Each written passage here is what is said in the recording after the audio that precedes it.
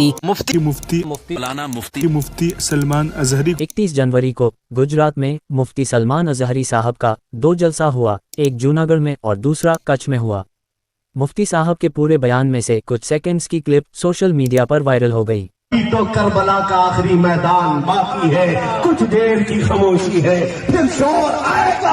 आज कुत्तों का वक्त है, कल हमारा दौर आएगा। मुफ्ती साहब ने इस वीडियो के वायरल होने के बाद वजाहत भी कर दिए थे कि ये क्लिप कुछ लोग गलत तरह से पेश कर रहे हैं। आप देख सकते हैं। किसी ने ट्वीट किया और कहा इन्होंने हमारी कौम को कुत्ता कहा। मैंने कहीं कोई लफ्ज कहा, ना ही मैंने किसी भी कौम का जिक्र किया, ना ही तुम्हारे गुरु घंटाल का, ना किसी बादशाह का, ना किसी नेता का कहीं जिक्र नहीं किया। तुम खुद ही कुत्ता बनना चाह रहे थे, मैं क्या। लेकिन 3 फरवरी को गुजरात में भड़काऊ भाषण के लिए मुफ्ती साहब के खिलाफ FIR दर्ज किया गया। पुलिस कंप्लेन के मुताबिक मुफ्ती साहब ने मजहबी प्रोग्राम के नाम पर मुस्लिम कम्युनिटी को गुमराह करने के इरादे से नफरती स्पीच दी, जो 2 कम्युनिटी के बीच में दुश्मनी को बढ़ावा दे सकता है और हुकूमत के खिलाफ नफरत को बढ़ावा दे सकता है। शनिचर को जूनागढ़ पुलिस ने वीडियो वायरल होने के बाद मुफ्ती साहब और वहां के रहने वाले मोहम्मद यूसुफ मलिक और अजीम हबीब पर रिपोर्ट दर्ज की।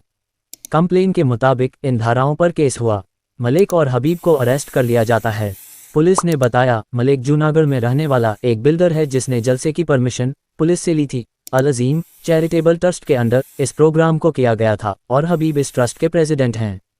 पुलिस को अब मुफ्ती साहब की तलाश थी। जूनागढ़ डिस्ट्रिक्ट पुलिस ने Gujarat anti terrorist squad ATS की मदद मांगी। ATS मुफ्ती साहब का पता लगाने में कामयाब रही। मुफ्ती साहब के वकील ने कहा कि संडे सुबह करीब 35 से 40 पुलिसकर्मी सादे कपड़ों में मुफ्ती साहब के घर पहुंचे। पुलिस ने बताया कि मुफ्ती साहब पर केस रजिस्टर हुआ है। मुफ्ती साहब ने कहा, हम कोऑपरेट करने के लिए तैयार है, आप हमें 41A का नोटिस दे दीजिए। 41A क्या है? यदि किसी व्यक्ति के खिलाफ पुलिस के पास कोई कंप्लेंट या FIR दर्ज हुआ है जिसमें 7 साल तक की या 7 साल से कम तक की सजा का प्राविधान है, तो ऐसे अपराध में अक्यूज्ड व्यक्ति को पुलिस डायरेक्ट गिरफ्तार नहीं कर सकती। उसके लिए पुलिस को सबसे पहले 41A CRPC के तहत नोटिस देनी होगी। यदि वो व्यक्ति उसके अनुपालन में पुलिस के समक्ष उपस्थित हो रहा है, अपनी बात रख रहा है, तो फिर उसको गिरफ्तार करने की जरूरत नहीं है। आगे मुफ्ती साहब कहते हैं, आप हमें पुलिस स्टेशन बुलाना चाहते हैं, हम तैयार हैं। मैं अभी पुलिस स्टेशन में अपना स्टेटमेंट देने को भी तैयार हूं। मुफ्ती साहब के एडवोकेट ने कहा कि मुफ्ती साहब को गैर कानूनी तरह से हिरासत में लिया गया है। कानून के मुताबिक जो 41A नोटिस हमें दिया जाना चाहिए था, वह हमें नहीं दिया गया। मुफ्ती साहब ने जो शेर पढ़ा उसमें किसी के बारे में उन्होंने कुछ नहीं कहा, ना ही किसी का नाम लिया। जब कुछ लोगों ने ट्वीट किया कि ये शेर उनके लिए पढ़ा गया है, तभी मुफ्ती साहब ने अपने एक प्रोग्राम में इसकी वजाहत भी कर दिए थे। उन पर इतनी धाराएं किस आरोप के तहत लगाई जा सकती है?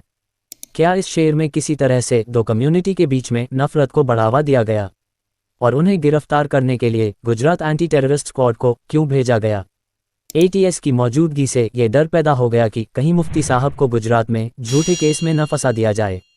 इस वजह से घाटकोपर पुलिस स्टेशन के बाहर हजारों की तादाद में लोग प्रोटेस्ट करने लगे। पुलिस के रिक्वेस्ट पर मुफ्ती साहब ने लोगों से कहा कि मैं क्रिमिनल नहीं हूं, मैं पुलिस के साथ कोऑपरेट कर रहा हूं, आप भी कीजिए। कई लोगों ने बताया कि कई लोग हैं जिन्होंने मुसलमानों को गाली देने और उनके खिलाफ हिंसा भड़काने वाले बयान दिए, लेकिन उन्हें अब तक गिरफ्तार नहीं किया गया। ऐसा क्यों?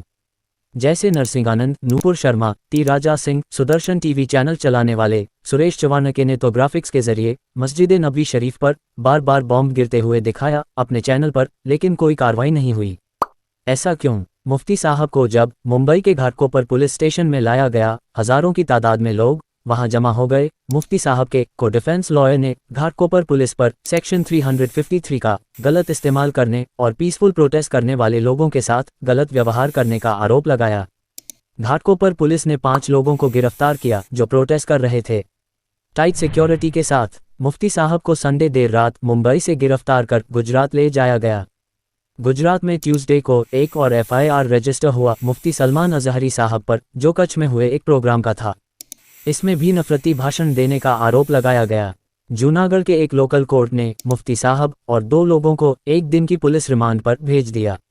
7 फरवरी को जूनागढ़ मामले में मुफ्ती साहब और 2 लोगों को जमानत मिल गया। जमानत के कुछ घंटों बाद ही कच्छ पुलिस ने मुफ्ती साहब को एक और नफरत फैलाने वाले भाषण के मामले में गिरफ्तार कर लिया। जमानत की फॉर्मेलिटीज पूरी करने के बाद मुफ्ती साहब को राजकोट सेंट्रल जेल से गिरफ्तार कर लिया गया। कच्छ में भी यही केस हुआ कि मुफ्ती साहब ने वही बयान जो जूनागढ़ में दिए थे वैसा ही मिलता जुलता बयान कच्छ में दिए। मुफ्ती साहब और जलसे के ऑर्गेनाइजर्स पर केस रजिस्टर हुआ। आज 8 फरवरी को कच्छ कोर्ट ने मुफ्ती सलमान अजहरी साहब की पुलिस हिरासत 3 दिन और बढ़ा दी है। मज़ीद वीडियो के लिए बरेलवी रिसर्च सेंटर को सब्सक्राइब करें।